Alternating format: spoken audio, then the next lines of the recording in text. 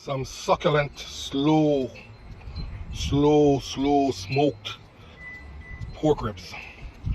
See, you build a fire there, because I couldn't bother to put it in the box, in the smoker box here.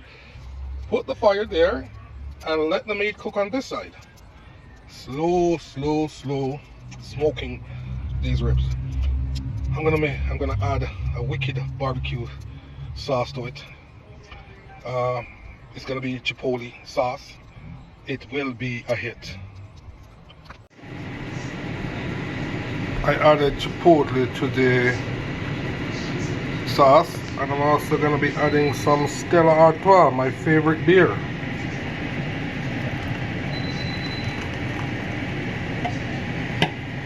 I'm gonna mix that in. And this is what I'm gonna use to base the ribs.